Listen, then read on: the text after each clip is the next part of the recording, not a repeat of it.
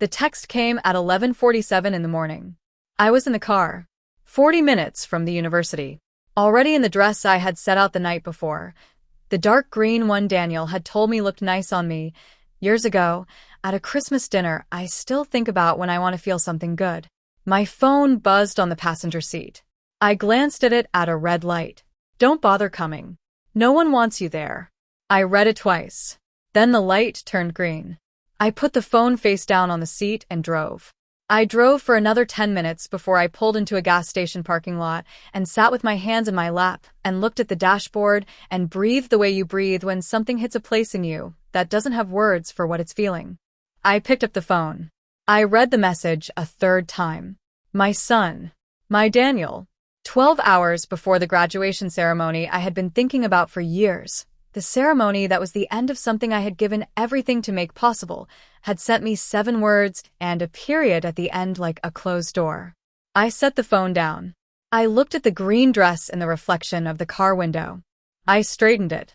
And I drove the remaining 30 minutes to that university and I walked through that door and I sat in the front row. 1 hour later, when Daniel looked up from his seat and found me there, the look on his face made the entire room go quiet. Before I tell you what happened next, please take a second to like this video, subscribe to the channel, and tell me in the comments what country you are watching from. Now, let's begin. My name is Diane Cooper. I am 54 years old. And I want to tell you something about my son before I tell you the rest. Daniel was the kind of child who made you feel, from the very beginning, that you had done something exactly right. Not because he was easy, he wasn't, not always. But because from a very young age he had a seriousness about him, a genuine care for the world, that you recognized as something larger than childhood. At 7 he cried over a bird he found in the backyard. At 12 he told me he wanted to be a doctor because he had watched how I came home from my shifts at the hospital and he wanted to be on the other side of it. I was a nurse. Had been for 26 years by the time Daniel started medical school. Night shifts, holiday shifts, the kind of work that gets called noble in speeches and lived very differently in practice. I had raised Daniel alone. His father left when he was 4, not dramatically, just gradually, until one day the gradual became permanent. I did not tell Daniel his father was a bad man. I let him form his own understanding as he grew. We were close in the way that people are close when it's been the two of them for a long time. Not without friction. There were years, particularly his teens, when the friction was real and sometimes sharp. But underneath it, always, there was something foundational. Something he knew and I knew, and neither of us needed to say out loud. He got into medical school on his second application. I remember exactly where I was when he called to tell me, standing in the parking lot of the grocery store with a cart I had abandoned by the entrance because I could not push it and hold the phone and feel what I was feeling all at the same time. I sat on the curb in that parking lot and cried the happy kind of tears, and he laughed on the phone and said, "Mom, get up off the ground. People can see you." That was 4 years ago. Ashley Harrington came into Daniel's life 18 months ago. I want to be careful here because this story is not about Ashley specifically, and I do not tell it to make her a villain. People are complicated. Relationships are complicated. What happens when two families with very different histories try to occupy the same space is always more complicated than it looks from one side. What I can tell you is what I observed. Ashley came from a family with money and confidence, the specific kind of confidence that comes from generations of people who never had to question whether they belonged in a room. She was smart and capable, and she loved Daniel in ways that were real. I believed that. I believed it from the beginning. But she was also, gradually and quietly, someone who made me feel like I was the wrong shape for the life Daniel was building. Small comments. Polite redirects when I called during dinner. A way of describing my job that made it sound like something quaint. "Oh, your mother is a nurse," with a pause after it that lasted a half second too long. Daniel noticed none of it. Or noticed it and chose not to. I'm not certain which. Over 18 months, the calls became less frequent. The visits stopped. Text exchanges that had once gone back and forth naturally began to feel like I was knocking on a door that took longer and longer to open. I did not push. I had always believed, from the time Daniel was 17 and needed space I didn't always want to give, that love without pressure was the only kind worth offering. I told myself he was busy. Fourth year of medical school is brutal. The boards, the rotations, the weight of everything converging at once. I told myself the distance was circumstance. I told myself a lot of things in those 18 months. I found out about the graduation ceremony through an email from the university. A general notification to parents and family members of the graduating class. Date, time, doors open at noon. I had not been told by Daniel. I called him.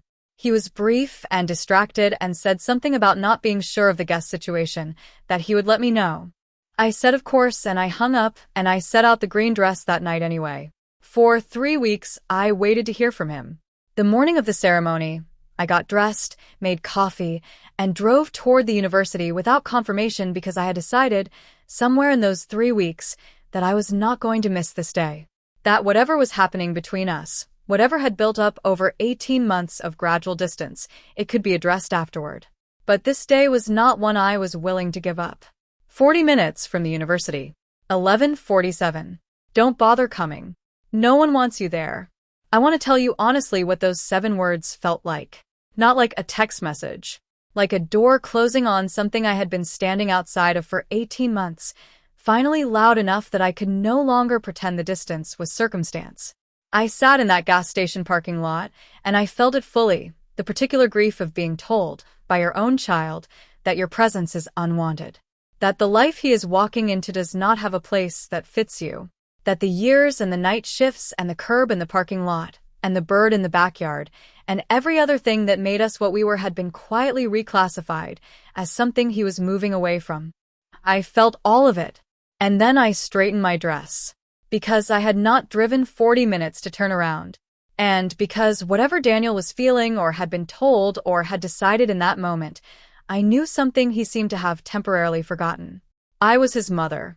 And I had been showing up for him since before he had words to ask me to. The auditorium was full. Dark wood, high ceilings, rows of families in their good clothes holding programs and phones, and the particular nervous energy of people waiting for something they have anticipated for a long time. I found a seat in the front row. Not because I was making a statement, because it was available, and because I wanted to see his face. The ceremony began. Dean Edward Marsh spoke about the class, about what they had survived and what lay ahead, about the particular weight and privilege of the work they were entering. It was the kind of speech that is the same every year and still lands because the people in the seats have actually lived what it describes. And then, before the names were called, he paused. He said there was one acknowledgement he wanted to make. That each year the school recognized donors whose contributions to the financial aid fund had helped make medical education accessible to students who might otherwise have had to leave. He said this year's list included a name that several faculty members had asked him to read aloud specifically because of the particular nature of the contribution. He said the donor had given monthly for 4 years. Not a large sum each month, but consistent. Every single month, for the entire duration of the class's medical school enrollment. The cumulative total had funded 2 full semesters of tuition for a student who would not otherwise have been able to continue. The donor had asked for no recognition, had listed no name publicly, had contacted the financial aid office only once at the beginning to set up the monthly transfer and to say, when asked for a dedication, 3 words. For the work. Dean Marsh looked out at the room. The donor, he said, is Diane Cooper, who I understand is a nurse at St. Joseph's and the mother of one of our graduates. The room turned. I felt it before I saw it, the particular sensation of a room's attention shifting. I looked straight ahead. And then I heard it. Not a sound exactly. More the absence of one. The held breath of a room that has just understood something. I looked to the left, toward the section where the graduates sat in their gowns. Daniel was already looking at me. He had been looking at me since the dean said my name. I have tried many times to describe the look on his face in that moment. I have not found the right words, and I do not think I will. It was not surprise. It was something past surprise, the expression of a person who is seeing, all at once, something that was always there, and that they somehow failed to look at directly until right now. Something too large and too real for a folding chair in an auditorium full of people. The graduates around him had gone still. The families in the rows behind me had gone still. The dean had stopped speaking. Daniel stood up. He walked out of the graduate section, past the row of his classmates, past the aisle, past the careful organization of the ceremony, and he came to where I was sitting. He stood in front of me. He did not say anything for a moment. Neither did I. And then he sat down next to me in the front row, in his graduation gown, and he put his head on my shoulder the way he had when he was 7 years old, and we were watching something on the couch, and he was tired. I put my arm around him. The room stayed quiet. After a moment, Dean Marsh cleared his throat gently. "We'll give them a minute," he said. Someone in the rows behind us laughed, not unkindly. The soft, releasing kind of laughter that a room produces when something real has just happened in front of it. We did not talk that day about the text. Not then. We talked about it later, weeks later, in my kitchen over coffee, in the careful and honest way that people talk when they have decided that the truth is worth the discomfort of saying it. He told me what had happened. I told him what it felt like.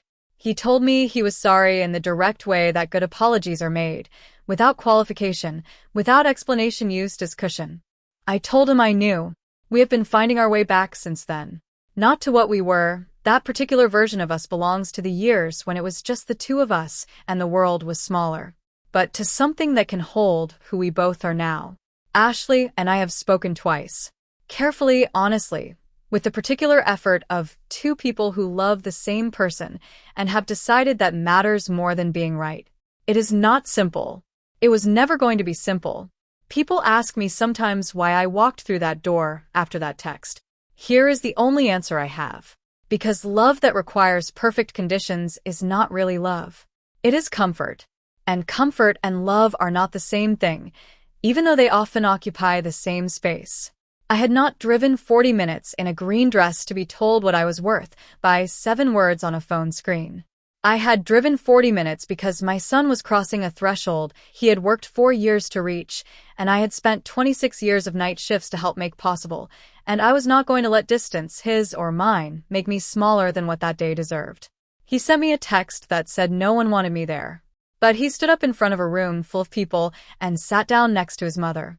That is the only answer that matters. Show up anyway. Especially when the door is closed. Especially then.